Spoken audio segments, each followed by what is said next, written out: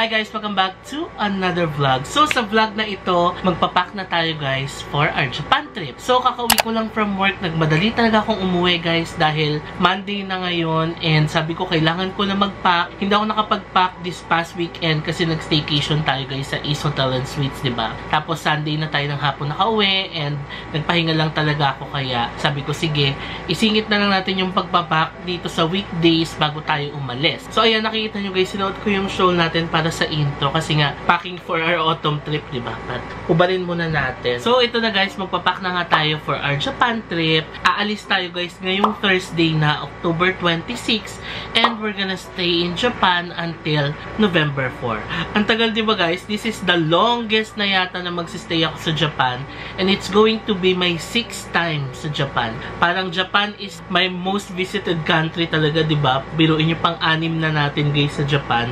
Hindi naman halatang love na love ko ang Japan. And syempre, nakakuha kasi tayo ng multiple visa kaya sinusulit talaga natin yun. We had to leave ng October 26 guys kasi yung visa ni Papang ay mag-e-expire ng October 26. If you remember, nag-vlog tayo nung na-approve siya ng single entry visa for Japan sa Attic Tours, diba? Eh mag-e-expire yung visa na yun ng October 26. Tapos, makakapag-stay lang siya for 15 days. Yun lang ina-approve sa kanyang visa. Kaya, we had to leave ng October 26 kasi kailangan makapasok siya ng Japan bago mag-expire yung visa niya.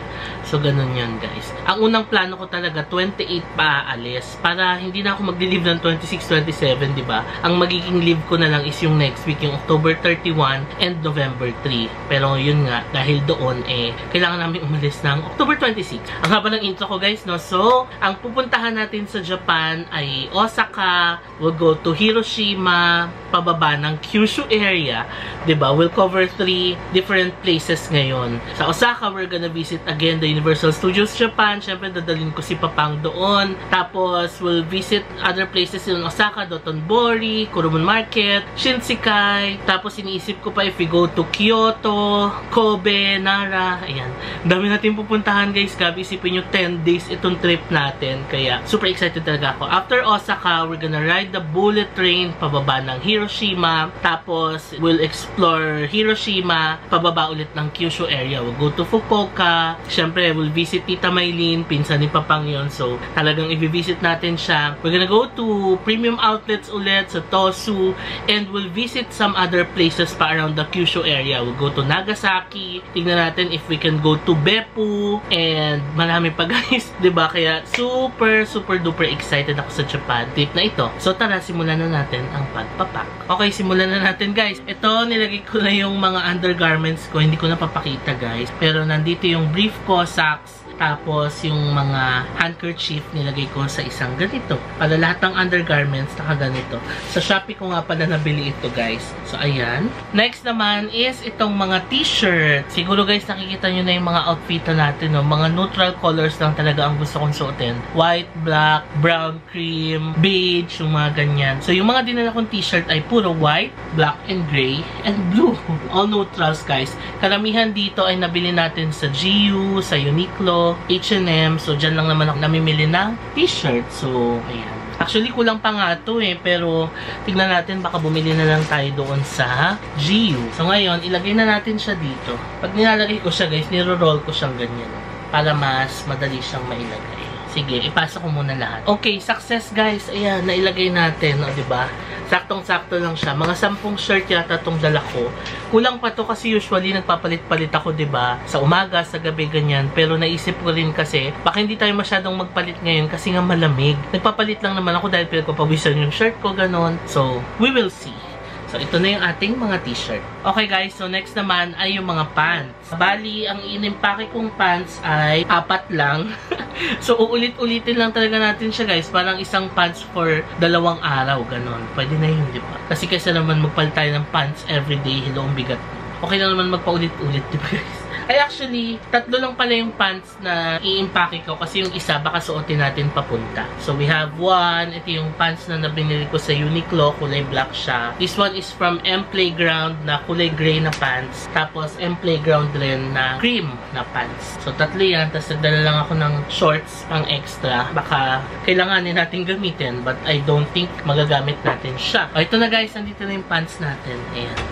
Okay guys, proceed na tayo sa ating next na ipapack. Since malamig doon, actually nag-search na nga ako ng weather in Osaka. Ang high temperature guys ay 17, tapos ang low ay 7. Imagine niyo. And I remember guys, nung nag-Tokyo tayo last year, ganitong time din tayo pumunta. Last week of October, first week ng November, and remember, super lamig na lamig tayo noon. Kaya this time, ayoko talagang i-underestimate ang weather guys. Magdadala talaga ako ng mga panlamig kasi nga, na-experience ko na before. Although, based sa experience ko guys, Tokyo is much colder than Osaka. So, feeling ko, hindi naman masyadong malamig kung i-compare yung Osaka sa Tokyo. But yeah, malamig pa rin yun, I'm sure. Kaya, magdadala tayo ng heat tech. But this one is not for me talaga. Dadaling ko to para kay Papang. Pero, dalawa naman kasi to. Meron akong heat tech na ultra warm heat tech from Uniqlo. Ito yung makapal na heat tech nila. So, ano siya? Long sleeves siya guys. Tapos, round neck. Meron pa akong turtleneck nito na heat tech. Hindi ko na lang makita. Pero, baka hindi na rin natin dalhin. Kasi, meron na rin naman tayong isang heat tech na nabili from GU sa Osaka. So, dadalhin ko to for me. Tapos, ito, baka kailanganin ni Papang. Nagdala din ako ng heat tech na pants. Baka lang lamigin si Papang. Tapos, magdadala tayo ng scarf guys. This one nabili natin sa GU in Osaka. Tapos, this one naman yung nabili natin sa Hong Kong. So, dalawang shawl yung dadalhin natin guys para in case na super lamig na sa gabi, gagamitin natin to. And of course, magdadala tayo ng coat. Itong dalawang coat na to guys, kabisado nyo na to. Ilang beses ko nang ginamit to sa mga vlogs. ROI ko na nga yata ito. So, this cream na coat from GU. Yan, nakikita nyo na yan, ilang beses natin sinuot. Tapos, ito yung unang-unang coat na binili ko sa GU, itong brown.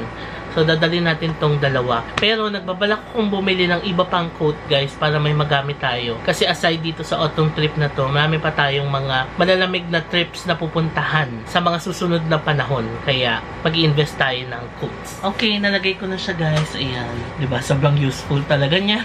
By the way, hindi ko na pala dadalhin to. Yung nabili natin sa Hong Kong kasi masyadong bulky na. Pwede na yung isa. Iwan na natin to. Ayan, dito ko nilagay yung mga heat tech ko, guys. Minsan kasi yung heat tech, pinantutulog ko rin siya, diba? Pag super duper lamig talaga. So, yan na. Next, itong toiletry pouch natin na binigay sa atin ni Cebu Pack. So, dito ko nilalagay guys usually yung cotton pads para sa mukha. O, alam nyo na to guys ha, hindi siya naka-aesthetic na plastic. Basta plastic labo lang siya. Cotton buds na naka-plastic labo. Pero usually naman sa mga pinagsistayan natin may mga ganito, diba? Pero nagdadala pa rin ako para in case na kailangan, diba? Lalo yung cotton pads guys, no, sobrang importante sa atin yan. So, ayan, ito yung pouch natin from Cebu Pacific. Ang laman niya is, this one is Lux Organics na whitening repair. Yung lalagyan lang. Pero yung laman nito guys is yung Thayers na toner. Sinalin ko lang dito para naka-travel pouch siya. Meron tayong Dio from Avon, Feeling Fresh. Tapos, this one is Balm. Ito yung nabili ko guys sa Korea. Pang spray siya sa damit. So, usually, since hindi naman ako naglalabas sa ibang bansa, ni-spray ko to doon sa mga damit na nagamit na. Para naman, kahit nakatambak lang siya, mabango pa rin siya. Tapos, nagdala ako ng concealer guys. Active concealer kasi nga may mga kino-conceal tayong mga pimple. Nagbe-breakout ako dito guys. Kaya i-conceal natin yan. And this one is pinaka the best na moisturizer guys na nagamit ko ever. This is from Round Lab. Nakita nyo na to guys. Binili natin sa Oliviang sa Korea. Super the best nito. Like sa lahat ng moisturizer na ginamit ko, ito yung nagustuhan ko talaga. So that's it for my toiletry pouch. Maglalagay pa ako dito guys. Iisipin ko pa. Baka may mga idagdag pa tayo. Next is yung ating medicine kit. So ito yung medicine pouch natin guys. Starbucks lang siya. Nirecycle ko lang yung lalagyanan ng planner nung Starbucks. So ayan siya guys sa loob. Medyo magulo siya. Dala tayo ng Berocca. Tapos yung mga basic guys na Biogesic. Ayan, nalilinisin ko pa to. Tatanggalin natin yung mga nagamit na. We have Neocep. Tapos Kremil S. Loperamide Diatabs. Siyempre, chinecheck ko rin yung ano nito guys, yung expiration. Tapos, meron tayong vitamins, BioFlu. Tapos, meron tayong Gaviscon. Diba? Just in case sumakit yung tiyan natin. Meron tayong Ersiflora. Pambata ito guys, alam ko. Ayan, Ursa Flora Kiddie, pero effective to, diba? Tapos, meron tayong Tiger Balm. Yung Tiger Balm ko guys, luma na siya. Ayan. Yan yung basic na laman ng aking medicine pouch. So, usually, pang sakit ng ulo, pang sipon, pang haplas, pang sa tiyan. So, yan yung mga basic guys, para if ever na, diba, makaramdam ka man ng anything, ready tayo. Ayan, nalinis ko na yung medicine kit ko guys. Ito na siya. So, itabi na natin. Okay guys, next naman is itong parang pouch natin na nilalagyan ng mga chargers and all. So this one is the selfie stick na ginagamit ko for iPhone. Realme siya guys. Tapos meron na rin siyang clicker. Compatible na rin yan sa iOS. Next is pantimbang guys. Ayan. Nakikita nyo sa mga previous vlogs. Dinadala ko na to kasi nga nahihirapan akong magtimbang ng maleta para hindi tayo mag-over-over, diba? So, ayan. Portable weighing scale. Meron tayong extension wire. This is from BIC camera sa Tokyo ko pa nabili to. Maiksi lang siya, guys. Ayan. Ganyan lang siya kaiksi. Pero, ang daming saksakan. 1, 2, 3. Tatlo na agad yung masasaksak niya. Kaya, okay na okay siya for me. Tapos, dito ko nilagay yung DJI camera ko, guys. Ito. Ayan. Tapos, ito yung microphone niya. Tapos, ito yung charger niya. Actually, hindi ko na to ginagamit, guys. Hindi ko na nga maalala kung kailan ko siya huling ginamit. Pero, since nagkaroon tayo ng iPhone 14 Pro Max, yun na kasi talaga yung ginagamit kong pang-vlog. Kasi nga, super ganda ng quality ng iPhone, guys. Kaya, ewan ko. Pero, dadalhin pa rin natin just in case kailanganin natin. So, yun ang laman nitong pouch na to, guys. Pinagsama-sama ko lang siya dito. Pero, ito, baka ilagay ko doon sa Jirbo na bag natin. Tapos, ito, guys, yung cash na dinadala ko na backup lang just in case. Kasi alam nyo naman, nag-withdraw tayo ng pera sa abroad. Kung sakaling mag-fail yun, ayan, meron tayong backup na pera. Pero hindi ko ginagalaw talaga to. Every trip, dinadala ko lang siya pang backup to. This is around 30,000 pesos, guys. So, naka-ziplock lang siya na ganyan. Nilalagay ko siya dito. Pero pag nag-travel na tayo, ilalagay ko siya sa ibang parte ng bag para, diba, nakahiwalay siya pang backup. This one is our exchange order ng JR Pass. Ito yung nakuha natin from Klook. So, dadalhin din natin siya kasi ito yung gagamitin natin para makuha natin yung JR Pass natin sa Japan. This one naman is yung lagay natin ng pera. Nagdala na ako ng 2 cards para sa amin ni Papang. Suica card tsaka Hayakaken card.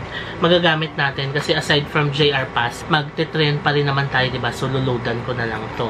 Tapos, ito, mga natira ko na lang na Japanese yen yan. So, dadalhin ko na rin. Dito ko nilalagay guys, nabili ko to sa Shopee. Napakita ko na to sa mga previous vlogs, no. Kapag may mga natitira akong pera, ayan, dito ko siya nilalagay. Tapos nakahiwa-hiwalay yan per country. Ayan, no. Para kung babalik man tayo sa mga countries na napuntahan natin, at least meron na tayong pera na magagamit. Eh kung ba sa Korea, ba't hindi tayo nag-withdraw? Eh pwede naman natin itabi yun, di ba? Naganda hirap-hirap pa tayo. Pero anyway, move on na tayo dun, guys. Ito yung pinaka-importante, guys, sa mga dadaling ko. Ayan. Ito, ilalagay ko to, guys, sa Jirbo na bag. Ayan siya. Diba? Hindi siya masyadong aesthetic, guys. Tignan, pero it serves its purpose. So, okay na yan. So, nandito yung passport ko. Ginamit ko na yung passport holder na binigay ni Cebu Pacific. Ayan siya, guys. O, diba? Ang cute. Tapos, pwede ko pa maglagay ng mga cards dito. So, usually kasi pag sa ibang bansa, hinihiwa-hiwalay ko yung mga credit cards ko, diba? Naglalagay ako sa iba't ibang parte or lagayan para nakahiwa-hiwalay, backup, ganon. Okay, next, guys, is itong Jirbo na bag. Ito yung hinahand carry ko talaga palagi. Alam nyo na to, guys. Siyempre, dito ko ilalagay yung medicine kit ko. Diba? Simula nung sa Vietnam, nilalagay ko kasi to sa check-in. Tapos, naiiwan na siya sa hotel. Pero, na-realize ko, hindi pala dapat nasa hand carry ito palagi. So, dito ko siya ilalagay. So, ang laman ng Jirbo bag ko, guys, ay wallet, syempre. Dito lahat ng mga cards and all. Tapos, we have 2 glasses. Ito yung eyeglasses from Gadang Optical sa Myeongdong. This one is from 5th Avenue Eyewear in Bangkok. So, ito yung parang sunglasses natin. Tapos, ito yung regular eyeglasses natin na transition lens. Tapos, syempre, magdala tayo ng pabango, guys. Ito yung Versace Eros Flame. Ayan, gamitin natin yun. Nabili natin yan sa Hong Kong. Meron tayong hand sanitizer. Tapos, ito yung Apple Watch ko tsaka yung charger niya. Pero, nagko-contemplate ako kung mag-Apple Watch ba ako ngayon. Gusto ko kasi siyang dinadala pag sa trip para nakikita ko agad yung steps. Isang ganun lang. However, medyo nahahassle ako sa Apple Watch. Yung kailangan mo siyang i-charge. Kasi, syempre, pag uwi ko, ang dami-dami ko nang china-charge. Yung phone ko, yung camera, power bank. Parang dadagdag pa siya sa mga kailangan kong i-charge. Eh, kung nag-regular watch lang ako, hindi ko na kailangan mag-charge. mag-recharge. So, kino-contemplate ko pa kung dadalhin ko to. We will see. Tapos, meron tayong AirPods, guys. Ayan. Para lang sa airplane, ganyan. Or pag may call tayong kailangan gawin during the trip. Tapos, we have Mint. Yung Minkia na nabibili natin sa Japan. So, that's it. Yun lang ang naman ng aking Jirbo bag. Padadagdagan pa to yung camera ko, yung tripod. Ilalagay ko dito. Tapos, ang last na bag na dadalhin ko, guys, is yung kulay gray na bag. Teka, pakita ko sa inyo. Ito siya, guys. Ayan. Ang controversial na bag na nawala sa Seoul, Korea. Yung ating Herschel na kulay gray. Dito lang natin lalagay yung MacBook, yung charger, tapos power bank. So, this one is from Anker. Napakaganda nito kasi ang lightweight niya. Tapos, talagang ang bilis makapuno ng iPhone. Kaya gustong-gusto ko siya. And, nabili ko to guys sa Fukuoka, Japan. Balikan nyo lang yung vlog na nag-Team Lab.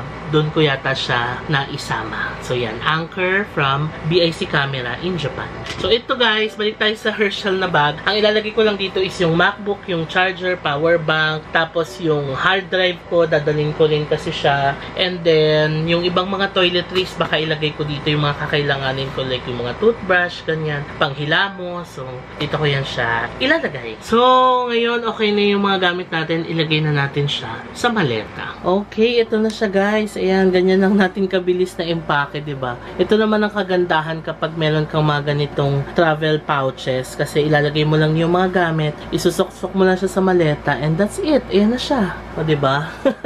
Sasalo na natin to guys, pero iisipin ko pa kung may mga ilalagay pa tayo dyan. Ayan, naayos na natin yung bag natin guys. Ready na yung maleta ko.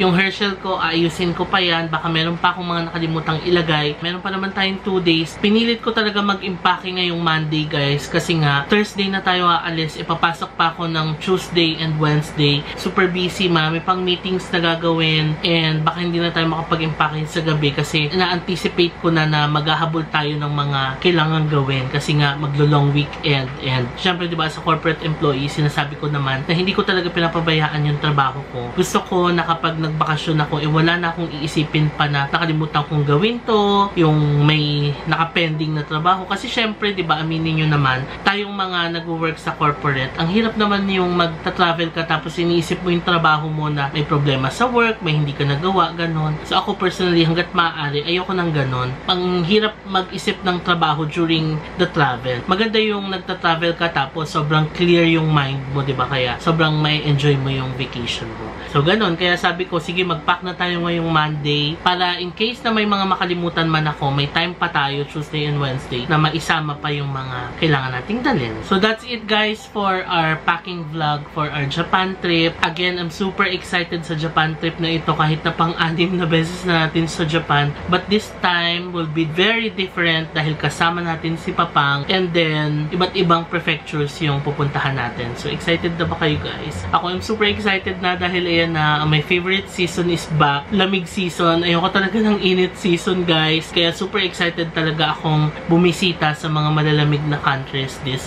autumn hanggang winter, hanggang spring susulitin natin. So, iyan ko na itong vlog na to guys. Maraming salamat sa panonood itong vlog na to, and sana nag-enjoy kayo and nakakuha kayo ng mga simple tips ng pagpapack, no? And kung ano ba yung mga dapat na dalhin for a Japan trip. Kung meron man kayong suggestions or may nakalimutan man ako, comment nyo lang yan sa baba. So maraming salamat sa panonood, and I'll see you on my next vlog. Bye!